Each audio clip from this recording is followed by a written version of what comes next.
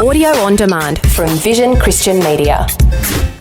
Foundations. Josephus, he said the Zealots were, quote, agree in all things with the Pharisaic notions, but they have an inviolable attachment to liberty and say that God is to be their only ruler and Lord, end quote. Foundations. Understanding the Jewish foundations of our Christian faith.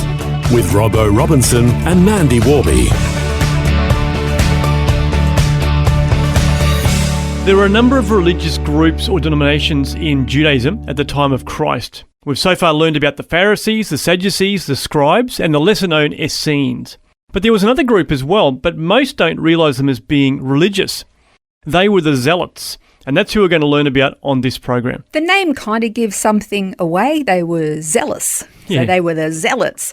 But what exactly did that actually mean? Because the Bible doesn't really give much of a definition. Only that they existed and that they were noted for using a violent resistance against Rome. And actually one of the disciples was a zealot. Yeah, that's right. Well, the disciples are listed in a few places, but Matthew 10, 2-4 is one of those.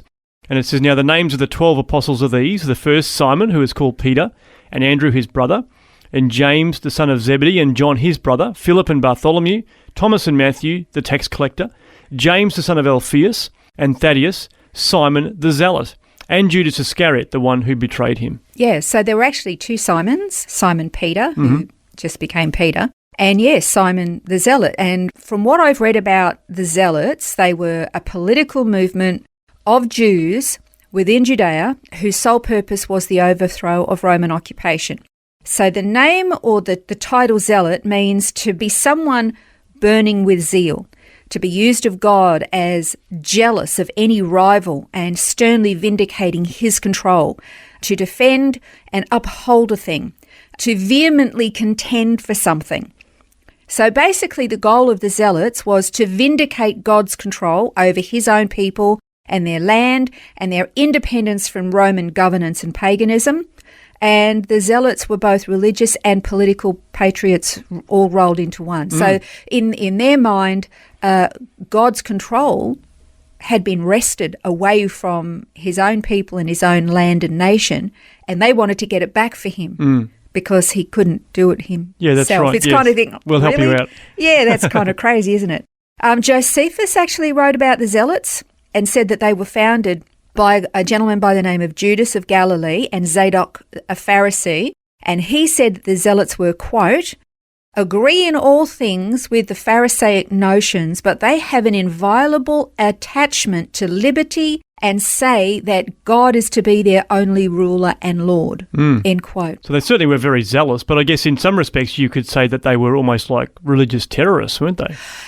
Well, yeah, and they wouldn't be the only ones in history to ever have that kind of an attitude. I mean, you could say that about the first 1,000 years or more of the church. You can say that about Islam. You can say that about Buddhism. You can say that about pretty much any religious belief, even atheism. They believe in it so strongly that they're willing to kill and maim for it. So then they're not alone. They're not unique. But yeah, I think you could say that they were religious terrorists, so to speak. And again, like all those others I just mentioned, they used their religion as a justification to commit heinous acts. So the Zealots basically had the same theology as the Pharisees. So they were religious conservatives. They held the scripture to be very sacred and the law sacrosanct, even if they broke it for religious reasons. That's crazy, isn't it? They believed in life after death. They believed in the resurrection, the coming of Mashiach, as well as the future messianic kingdom when all men would be redeemed and liberated. So it's pretty good on all of that, but their methodology of reaching that point was more than questionable.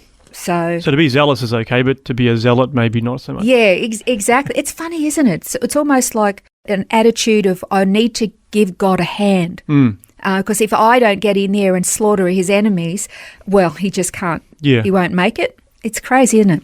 So were the Zealots the only patriotic group that were around at this time, or were there others that were similar to them? Groups like the Sicarii. I don't know if you've ever read any novels or watched movies from that time. They talked about the Sicarii. They would hide in the mountains and rocks where travellers were.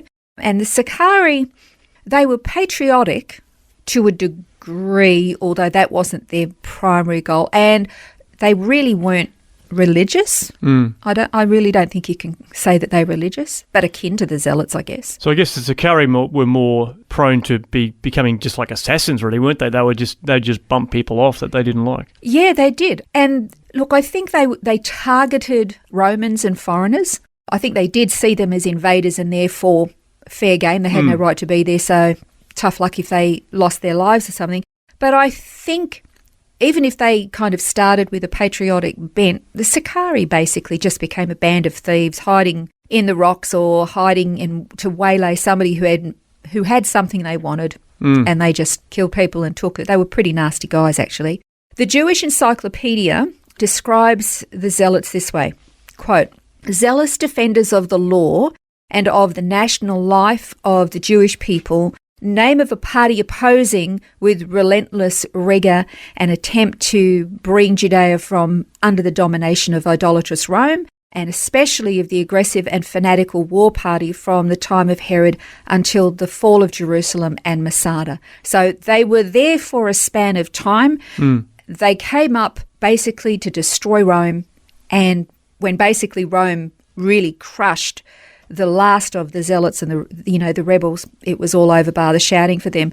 See, Rome would always allow, when they conquered a nation, they would allow everybody to observe their own religious, views and the cults or whatever it was, whatever they believed. So long as Romans could worship their gods as well, they only had one stipulation, and that was that the people acknowledged that Caesar is God as well. And that was the sticking point for the Jews. They could not go there. They thought, and we're not going to tolerate all of this idolatry. So by the time Rome had really put down the rebellion, the Zealots they had their day. They were dangerous. But once Rome put the final, nail in the coffin, they were no more. And so I guess the final nail really was Masada, wasn't it? That was where they had this stronghold that they were holed up in. But ultimately, the Romans did come and knock them off there. Yeah, and I think that probably was the last stand for the Zealots. Jerusalem had been sacked, and all of they called them the rebels, but they were the Zealots. These were the stalwart holdouts. They would not bow the knee to Rome, and they eventually fled out into the wilderness to Herod's Winter Palace fortress opposite the Dead Sea. And this thing is amazing. Absolutely amazing. And the resources that had been stored up there with water and food and weapons. And so, the Zealots actually went up there. It's a 1,300 foot above the Dead Sea is how high it was. There was only one way up there. It's called the Snake Path. It's this little zigzag path. And the ancient Snake Path is there to this day. Oh, wow. I've walked up it. I've walked down it. It's an amazing sight. And the Romans besieged the mountain. And for 3 years, the Zealots held them off. In the end, the Romans built a big siege ramp up the back. It took them a long time, and eventually the Romans, they broke through the gate. They thought they were going to go in the next morning. They actually went down back to their camp, thought we'll go up and do this in the morning when we feel fresh. And the last of the Zealots, they cast lots and determined that it was better to die as free men rather than be taken slave and have their wives and their children raped and enslaved and them all slaughtered. So they actually killed each other with one man standing, and he committed suicide. They piled all of their weapons and resources there so that when the Romans came up, they would know they didn't win because of the siege, they didn't win because they'd run out of weapons or anything. They chose to die as free men. It was a bit of a bittersweet, hollow victory for the Romans. Yeah, for sure. Well, that's a little bit of a look at the Zealots, but we're going to continue our look at this next time, and particularly looking at Simon the Zealot, who was one of Jesus' 12 disciples.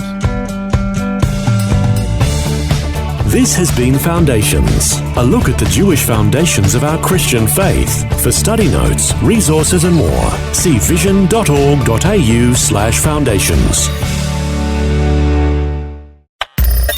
Thanks for taking time to listen to this audio on demand from Vision Christian Media. To find out more about us, go to vision.org.au.